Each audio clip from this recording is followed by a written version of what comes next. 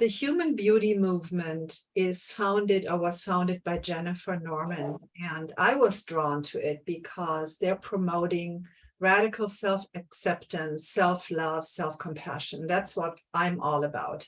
So I became a host for them.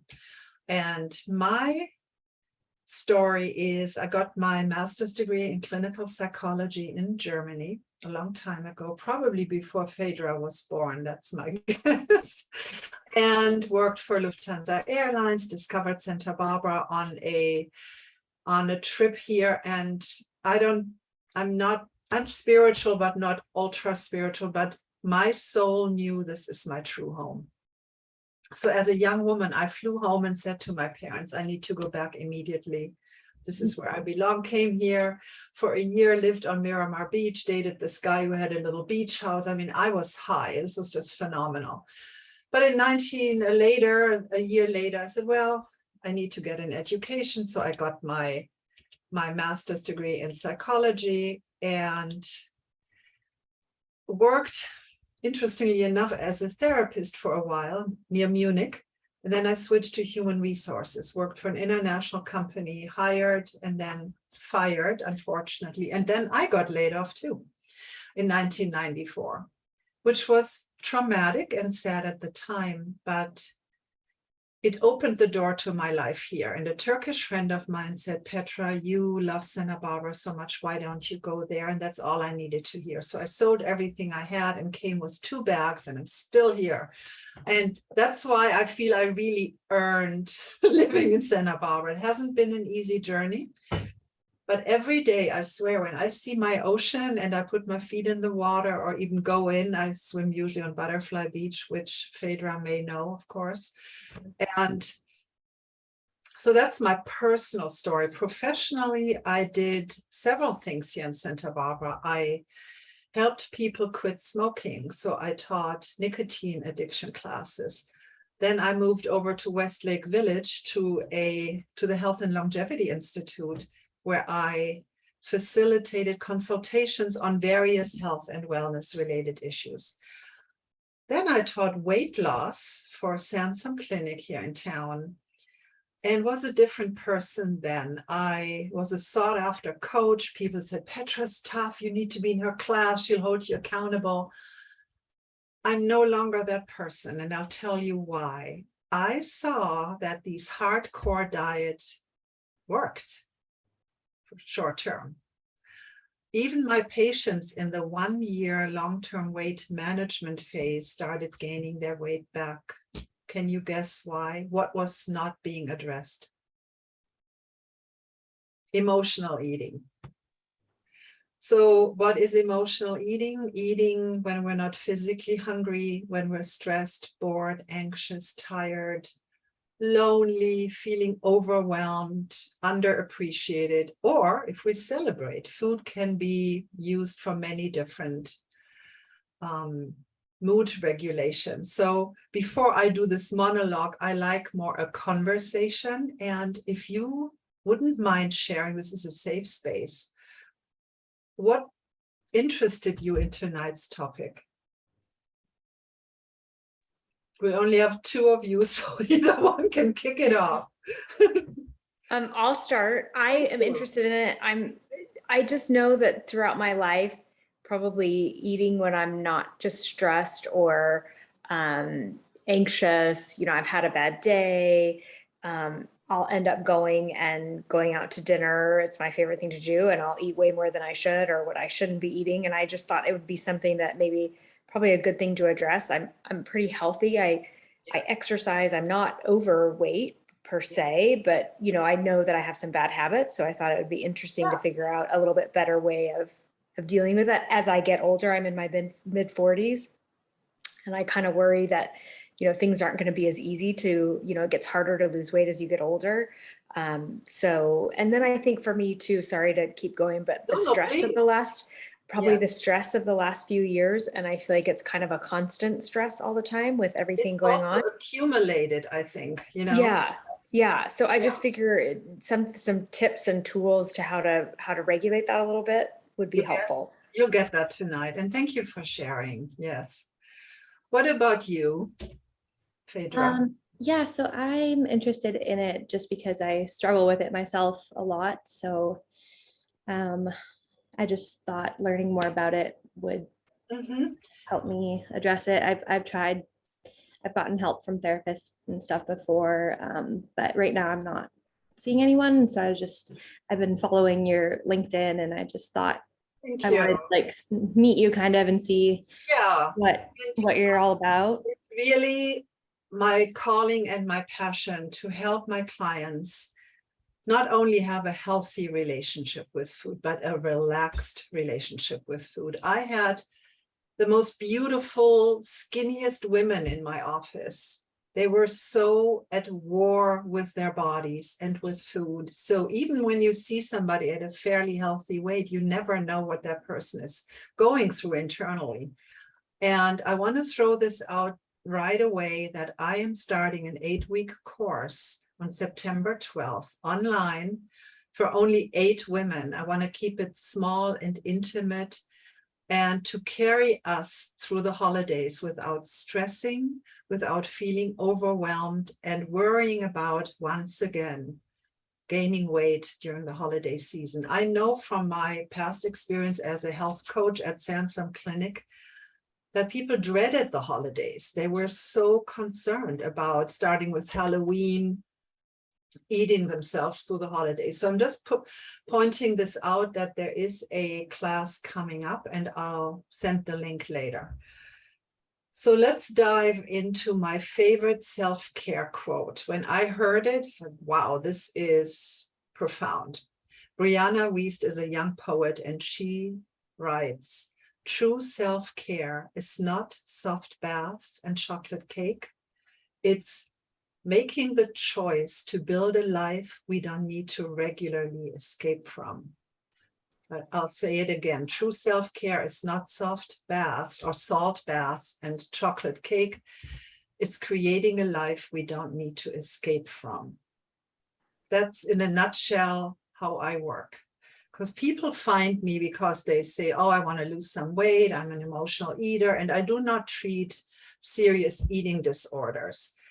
But the typical emotional eater, and that deserves a lot of compassion, has leaned on food to get through tough times. And here is the kicker. Over 90% of my clients didn't have nurturing mothers growing up. And I know what that feels like because I didn't either. So there's a reaction from Emily. That's yes. Yes, absolutely. And to Phaedra's point, I've been through lots of therapy, but food was always a crutch when I was a child, and I did not have a nurturing mother, still don't at all. It's very interesting. My poor mother couldn't do it for me either because her emotions were stifled because of the war, et cetera, et cetera. I've done a lot of healing and work on myself. And here's the good news. Even if we didn't have ideal nurturing or upbringing, we can do this for ourselves later in life. And you both are still much younger than I am. I know it is possible because I have done it. And it's not magical. It's a continuous effort, a gentle and loving effort to be as kind with yourself as possible, as if you were coaching and loving a young girl, let's say age 7. I often say to my clients in counseling, imagine I give you a 7-year-old girl to foster for 3 months. What if she hits the fridge at 10 at night and you just had dinner and you did have ice cream and the little girl is at the fridge again? You would never be harsh with her. You would probably say, honey, what's going on? Let's sit together. Are you worried about something? And maybe she would say, I'm scared to go to school. There is a girl that I'm afraid of. So we deserve as adults the same compassion and loving kindness. So the heart of my treatment model is mindful self-compassion. And I follow this researcher named Kristen Neff. And that's her work. She prescribes self-compassion as really medicine for the heart. And so I'm going to give a talk about this next month on the art and practice of self-care, because compassion is not only gentle self-compassion, which we need, the nurturing, but sometimes it's also fierce self-compassion and protecting your boundaries and saying no and speaking your truth. So there are many facets to self-care, right? So when I talk about the inner little girl, is that a concept that you could wrap your heads around? Yeah, definitely. Good, me too. Yes. Me too. And in some cases, when I ask my clients in our first few sessions, if I go to their home or we meet in an office, say, where is she right now? Where is your little girl? Is she present? And my mentor, who taught me all this, said when she started the work, her little girl was in the bushes somewhere, not even in the vicinity. So gently inviting her in, metaphorically speaking, is wonderful self-care. Any questions so far? Okay. So self-care can mean saying no when you mean no, and yes when you mean yes, and maybe when you mean maybe. And sometimes those courageous conversations are not easy. And I know this from my own life. I was not empowered as a child or later to speak my truth. So I needed to really learn to be that warrior woman later in life. And when we speak our truth from the heart with conviction, people can hear us. So it's also a form of giving to yourself and honoring that something isn't sitting right with you. And that could mean saying goodbye to friendships that no longer serve you, that no longer resonate with you. It's painful, but sometimes it's necessary. And I've done this in town twice with German women, and that was even harder for me because we share the same roots, we have the same language, but it wasn't enough. And it became, I don't want to say toxic, but really not beneficial for my well-being. And I have no regrets. Did it take courage? Hell yeah, it did. But so not eating our feelings is kind of coming full circle. You may want to reward yourself with food, like you like going out for dinner, right?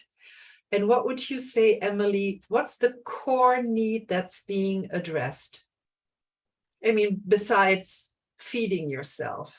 Admittedly, I like being taken care of. I like sitting in a restaurant and having somebody take care of me versus being a caretaker of everyone else around me.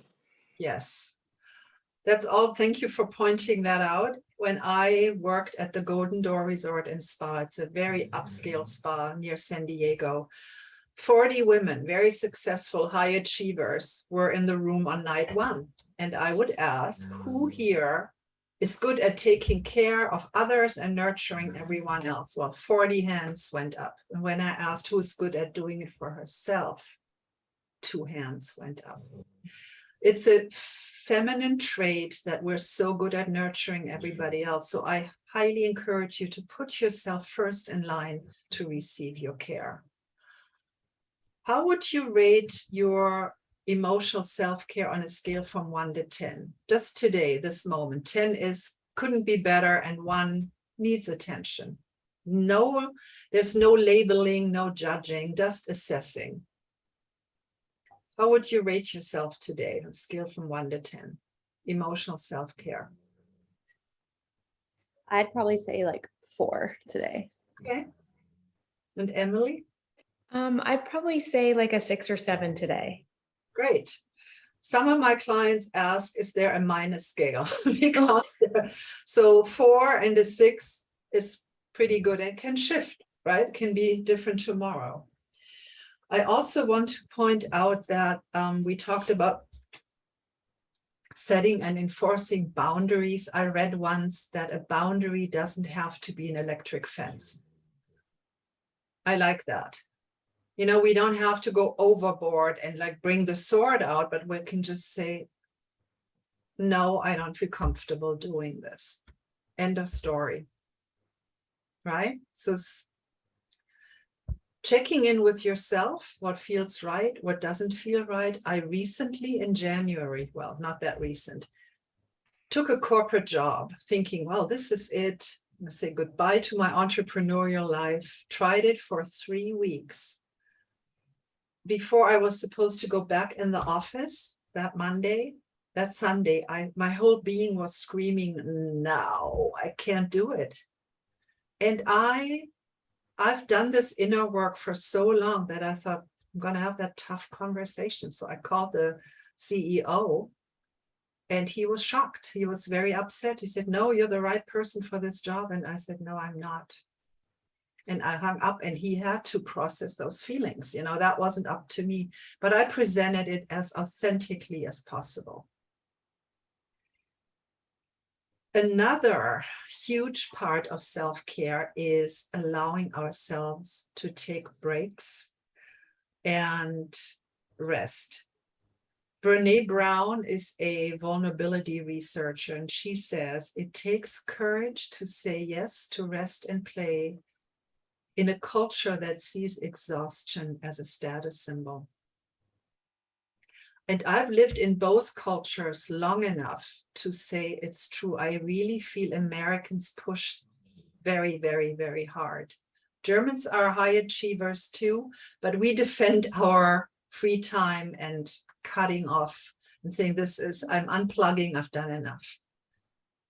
So with regards to your own energy levels and energy management, what do you feel could be improved with regards to managing your energy better or being mindful of your energy levels? Probably for me, it would be like not making as many plans during the week so that I'm not so burnt out by like Sunday.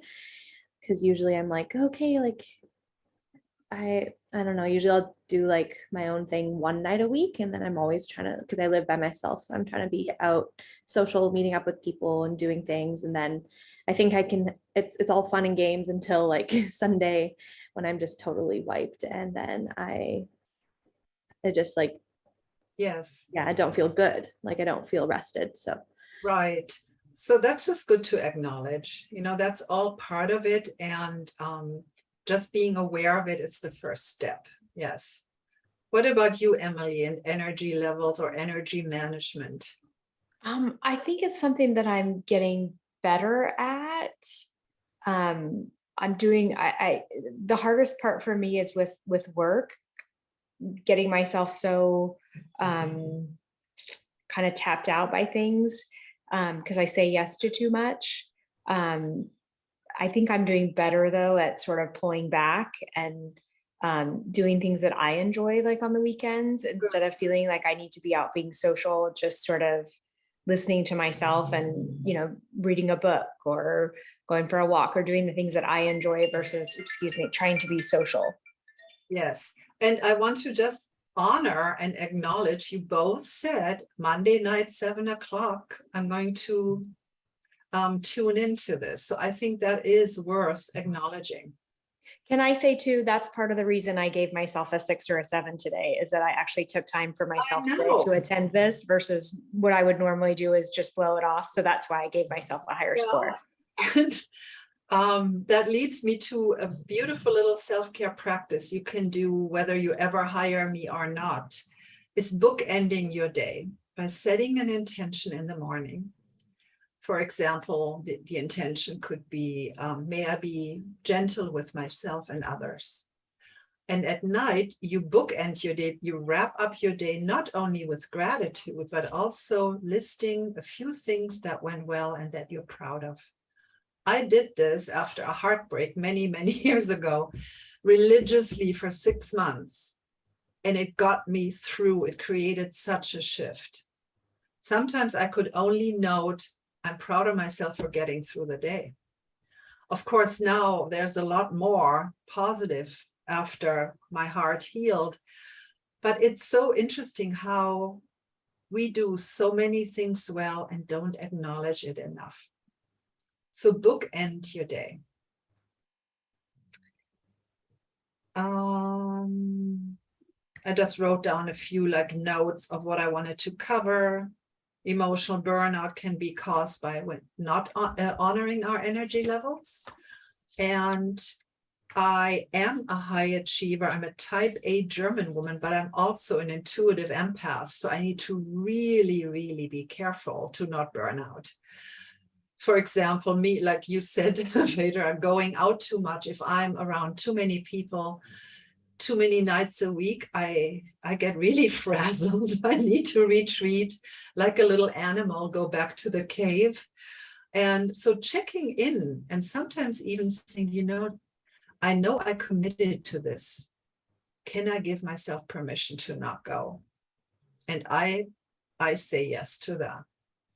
Unless it's really something you cannot. If it's, I mean, I cannot cancel tonight only because maybe I don't feel like it. I commit, but let's say bigger things or social things. I'm like, you know what? The other day was a business networking meeting and I thought, I can't do small talk tonight. I can't do it. You know, dressing up and standing there with a glass of wine and mingle, I just didn't have it in me. And that was fine. I went home, I stayed home, watched Netflix, and I was happy under my blanket. So it's really, especially when you live alone, as I do too, I understand it's a fine line and we need to balance hiding from the world or getting out and connecting. I also want to mention being mindful of thoughts that run, and ruminating about the past can cause depression, and tensing about the future can cause anxiety. So, you know, it's important to stay present with what is. It's not easy to do. So being mindful means being aware of what thoughts are running and just labeling them as thinking. And maybe differentiating, is this a beneficial thought, or can I replace it with a more loving, beneficial thought? And in psychology, that's called cognitive restructuring. So my treatment model is based on positive psychology, cognitive restructuring, and then mindful self-compassion. And we'll do a little mindful self-compassion practice in a moment. And my neighbor has a loud voice and one of the windows is open. So I'll get up in a moment and close it. Can you hear her? No. Okay, good. So with a lot of things out of our power, what's in our power? What would you say is in your power?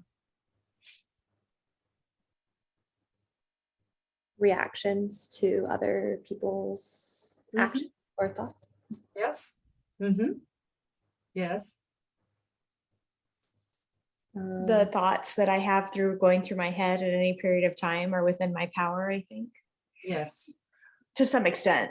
No, it's true. And it sounds easier said than done, because sometimes when we get triggered, that reaction comes on really quickly. But then we get self-compassion to ourselves again. And we're wired a certain way, and that just doesn't go away in a few weeks, you know. So let's say we have a strong reaction because somebody criticized us. We can bring compassion to our heart and say, well, no wonder, because when I was younger, I didn't get enough support or kudos, and it still hurts my heart.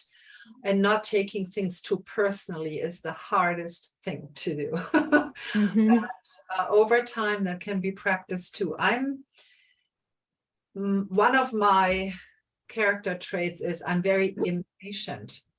And I wrote an email to a company I work with, and the guy I was emailing said, I'll forward this to so-and-so, you guys take it from here. And then I didn't hear anything. And earlier I went to the bathroom saying, Petra, it's not about you. They're not responding for a reason. And as I'm really trying to just roll with it, it's not easy. Just sharing, I'm not above any of this, okay? So what's in our power? To start our day with gratitude and an intention and being of service somehow. We can build in mindful pauses throughout the day, which I recommend to anyone. It could be 3 times for a minute, intentionally unplugging and taking a break from what you are doing. And stepping away, let's say, from whatever you're doing, computer work, other work, and allowing yourself a breather and looking up at the sky, let's say, and not getting pulled into the cyberspace too much. So 3 times for a minute. Ideally, you want to do it maybe for 7 minutes, but you can start with 1 minute, which leads me to asking you, do you meditate? Yes, Okay. I don't. do. I do it every morning. I try and do it every morning Great. if I can. Okay. So start small. My meditation is really connecting with nature. When I'm near the beach or have my feet in the water, we can also do a mindful walking meditation. And meditation, as you know, Emily, is not sitting in bliss with no thoughts. Meditating is being with what is, and the mind will continue to produce thoughts over and over and over again. And just thinking is going on. You label that as thinking, come back to your breath. Label it as thinking, coming back to the breath. And that is just practice. And over time, it'll become second nature. And we'll practice a little one in a moment. I also mentioned earlier, part of my work with my emotional eaters is teaching them how to comfort themselves, like I said earlier, as if they were comforting a small child. What tone of voice, what words would you use, what gestures? And one simple tool when you're hurting emotionally or you're stressed is this. Try this right now. Put your hands on your face as if you were holding a little girl's face. You can close your eyes and take a few deep breaths and just say, I've got you. I'm here. You're not alone. I understand. I have your back, honey. You can do this in front of the mirror too. Some people have a hard time and find it very awkward, and that's normal. But the more you do it, the easier it'll get. Also, when you're stressed, you can move your hands above your eyebrows from the center outward. Try that right now. Just moving whatever stresses you, just move it away. It's just a simple, it's research. I'm not making this up. So, and then you can maybe shake it out and kick it away. So inducing a relaxation response when needed is important when food has taken on the role of mood regulator. Okay, makes sense? I want to pause for a moment. How are you ladies doing right now? Is it resonating? Do you have questions? Maybe a little bit more on the meditation is I would have some questions about. Like I always envision myself like sitting on my couch before I go to work in the morning and just doing it, but I don't know, like, should I set a timer or like should I lie down or sit down or? Okay, great question. I love the meditation app called Headspace. Okay. Another one is Calm Mm-hmm. or UCLA Mindful. And Headspace gives you 10 free sessions where he teaches you how to meditate. And this guy, Andy, I forgot his last name, he studied with meditation teachers, and it's really broken down into easy steps. And how I would do it is I would do sitting up and make sure that the phone doesn't ring or anything else disturbs you, and just maybe set the timer for 3 minutes. And all you do is focus on your breathing. But Headspace will guide you beautifully for free for 10 sessions. And then I think a yearly prescription is $50. So it's worth it. And we'll do one together. We can actually do it now because you just asked that question. So I will not look at you. I'll close my eyes and I'd like you to sit as comfortably as you can. Kick back and I'll ring us in with a little meditation chime, and nothing you have to do. So just follow my voice. So I'm going to ring us in. And with the sound of the meditation chime, I invite you to close your eyes and allow yourself to shift from being in your head space to your heart space, fully arriving in this moment, letting go of what was or what may come in the future, and gently bringing your attention to your breathing. Just take beautiful breaths in and out. And the mind will wander. You can label that as thinking. And gently come back to your breathing. And if you want to practice the self-compassion exercise, I invite you to place both hands over your heart and continue breathing in and out. And feel the warmth of your hands over your heart. And imagine breathing in self-kindness, self-empathy, and self-love into your heart space.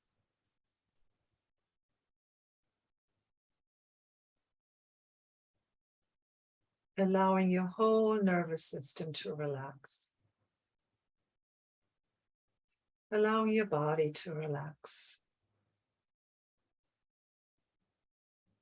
And again, the mind wanders. Gently come back to your breathing and let the breath be your anchor, your cornerstone.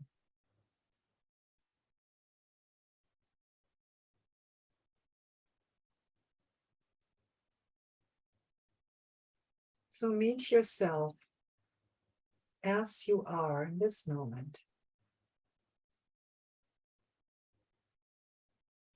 And I'd like you to recall a moment of emotional pain or stress, maybe from the last week or the month or last year. And as you're recalling this difficult moment, I'd like you to silently say to yourself, this is a moment of suffering. Suffering is part of life. Others have felt like this before. May I be kind to myself in this moment. May I give myself the love and compassion I need. May I be kind to myself in this moment. May I give myself the love and compassion I need. And then just keep breathing in and out for another minute or so. Enjoying a moment of stillness.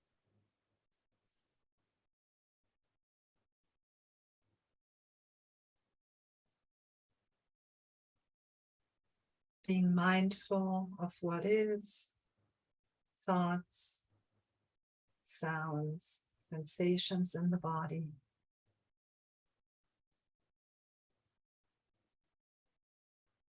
Maybe making the exhale a little longer.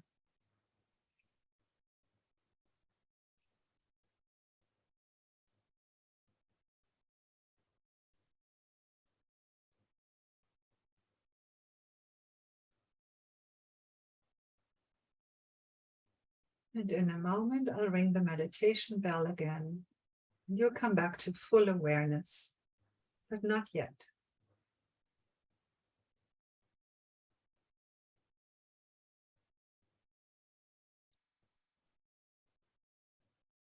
And in this moment, all is well.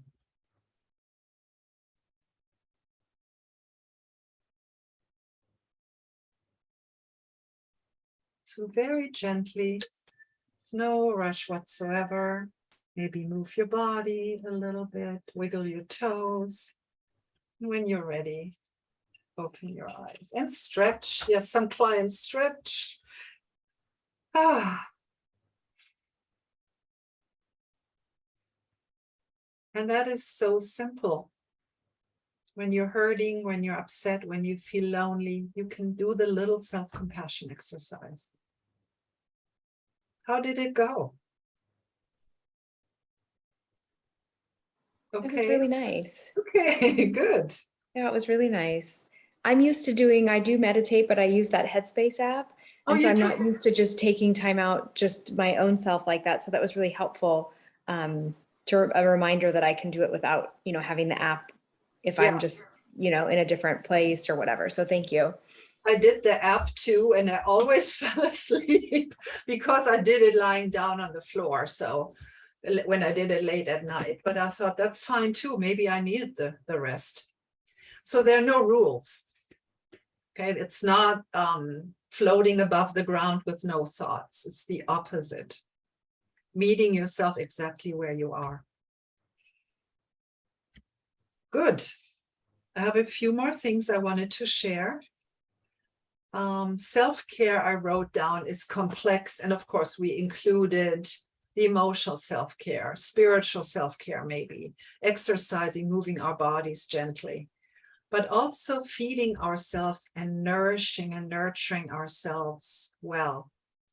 In my program, there are no taboo foods. Do I ever go to the hamburger habit and eat combo number 1? Yeah, of course I do. Do I ever feel guilty about it? No. So black or white thinking is not beneficial. And research confirms that it leaves a dieter more frustrated and more hopeless than ever. So we're not excluding things. And when I work with clients and they said, oh, I had junk food, I was a bad girl. I said, no, let's reframe and rephrase immediately. And planning for a beautiful treat, I call a mindful indulgence. There's the Nugget in Summerland and they have a burger with fries. And sometimes I do that and I have a beer along with that every 3 months, maybe. But I really, really enjoy it in that moment. But most of the time, I eat other foods that nourish and nurture me. So do you see the difference? Dieting creates a dichotomy and immediately feels punitive when you don't do.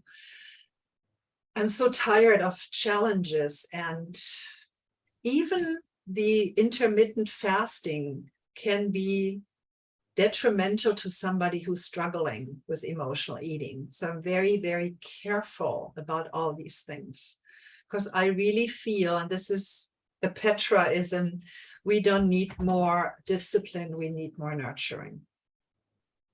Would you agree? Yes. Good. So I also recommend not watching the news or anything too dark before you go to bed. We may just think, oh, it's just TV, but no, we do take stuff into our subconscious mind. So a nighttime ritual could be journaling about what you're grateful for, what went well, reading some inspirational literature, or listening to an uplifting podcast. So what are your current nighttime rituals? Let's hear it.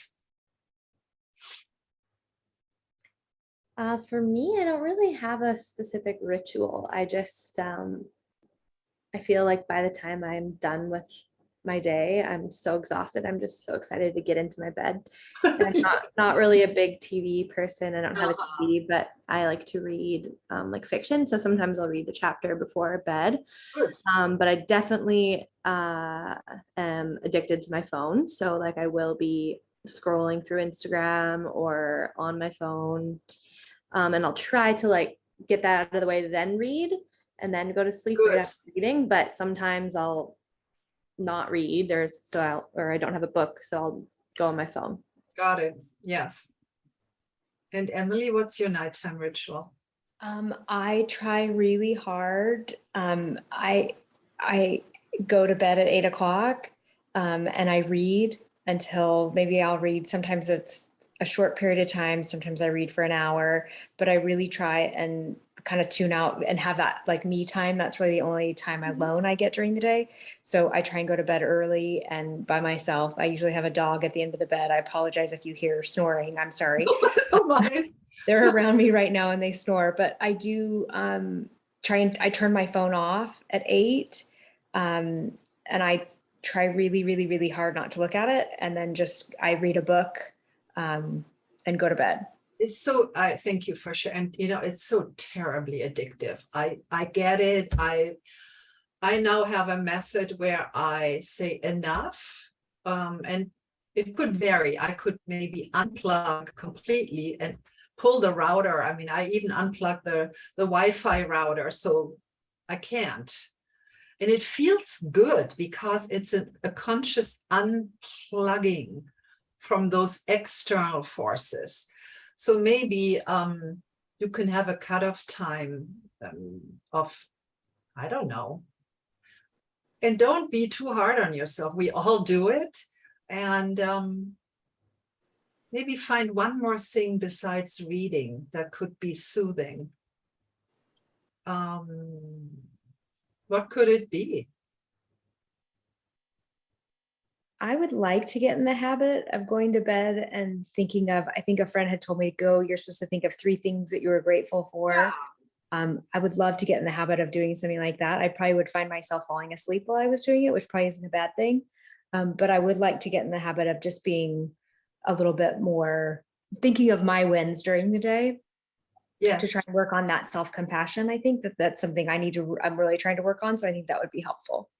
So I believe in rituals. I'm a ritual lover, and all these things, the overeating, the emotional eating, looking at our phones too much, serve a purpose. We don't do this because we want to be hard on ourselves. We do this to kind of numb and take the edge off. And that deserves compassion too, to reach what psychology calls like this trance state where it's softer, it's not so hard. We push so hard throughout the day. So unplugging from tasks and plugging into your inner world somehow. I don't know. You'll come up with it. So it's just food for thought. So I wrote down as conclusion, good emotional self-care is not a luxury, but a necessity. Self-care and kindness start with us. I truly believe that. Give yourself the oxygen first metaphor. And when we take good care of ourselves, emotionally, physically, spiritually, this will radiate out into the world. The kinder we are with ourselves, the better we take care of ourselves, which is really an inside job. The softer we will experience life. It will be a different way of being. I really believe that. And so mindful self-compassion is a very powerful tool. Now, if you had met me years ago when I was this tough weight loss coach, and hearing me now, you wouldn't think I'm the same person. So I had to go through my own transformation of a broken heart and learning to love myself fully to come out on the other end. And I have to say, it feels good when you learn to fill your inner self-love reservoir and not escaping difficult feelings. Feelings won't kill us, and hanging out with fear and hanging out with discomfort can be taught and can be mastered. And the interesting thing is, these strong feelings don't last. I think when we run away and avoid them, then they linger in our psyche. But if we have the courage to look the dragon in the eye and say, what do you want to tell me? What is going on? Then you can actually have a conversation with these fearful thoughts that may be there to protect you. So it's multi-layered the way I work. There is no cookie cutter recipe, and every person I work with has a unique story. And I wanted to mention that I offer a complimentary initial consultation for anyone who's interested in hiring me to make sure we're a good match, because I want to make sure I can help. And Yeah, what else did I want to share with you? I have a few beautiful quotes I'll share before we sign off. My final thoughts also are that we are resilient creatures. We can overcome a lot. We're built for overcoming obstacles, but I really feel every warrior needs to take a break from being in battle. So carve out time for yourself where you say, you know, it's my day. Like, I think tomorrow I have one of those days where I have nothing scheduled on purpose, and in my calendar it says Petra Day. I don't know what I'm going to do yet, you know, so I'm going to do this free flowing thing. This whole concept of being in flow more is important. And before I read those final beautiful poems and quotes, let's just hear, if you don't mind sharing, what resonated with you and which little sparks or seeds will you nurture from the things we discussed tonight.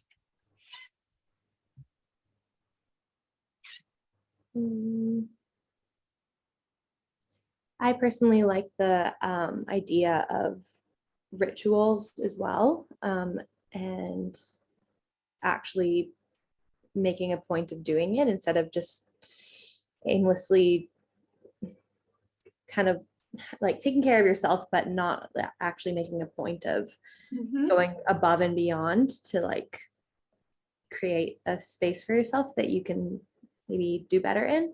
Yes. So I like that a lot. And I also really liked the metaphor. Is it a metaphor with the little girl? Yeah. That's part of my work. Is the inner child work is so important in my work. And with regards to you carving out a ritual, start small. Maybe I like, especially for women, when we are in roles in the workforce, when we're done with work, switching more into goddess mode, showering off the day and putting maybe a beautiful robe on and putting your favorite body lotion on. I do that because it does create a shift. And the subconscious mind learns, oh, it's downtime, you know? So being mindful about honoring the transition, that's an important thing, the transition ritual. Yeah. Thank you for sharing. And Emily, what resonated with you?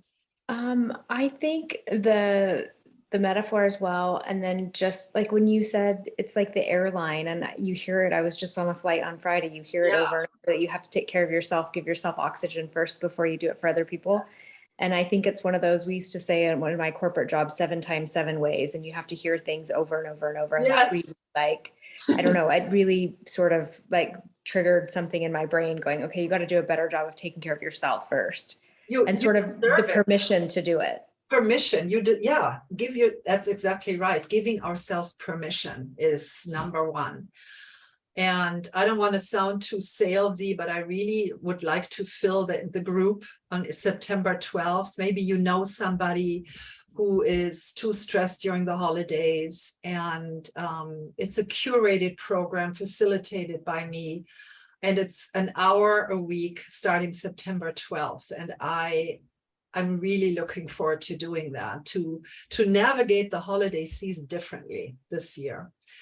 And I also have a little HBM community called Mindful Eating and Emotional Self-Care, where I post inspirational stuff regularly. And I also post on my website. I wrote a blog today. What did I write? Hold on a second. Can I interject for a second? Yes. I signed up for this. I got this from like a magazine, online magazine. So I'm not sure I know how to find you again. So when it says your host, the Human Beauty Movement, is that what I Google? Let me, find hold you? on a second. How do I do this? Well, first of all, my website is, I'll give you that and the other one too. Okay, thank you. Sorry, Phaedra. I don't know. You know more about this than I do. I signed up for it. I'm not quite sure how to find it again. So that's my website. Okay, thank you. And, I think it's, hold on, I'll look at my phone.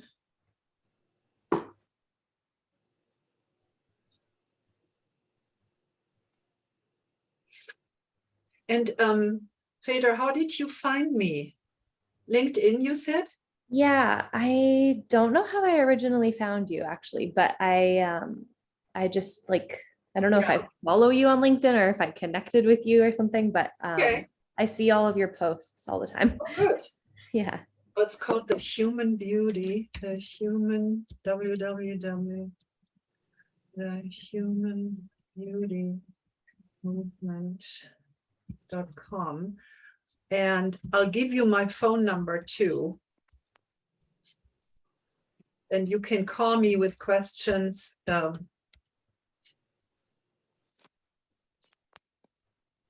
Thank you. This is what I do. This is what I'm meant to be doing. I just love it. And oh yes. Any other, did you got it? Did you get the? Yeah, I screenshotted it. Thank you so much. Very good. Any other questions before I read those two things to you before we call it a night? I don't have any questions. I just wanted to say thank you. I want to say thank you too for coming. You know, it's so, I love to share this.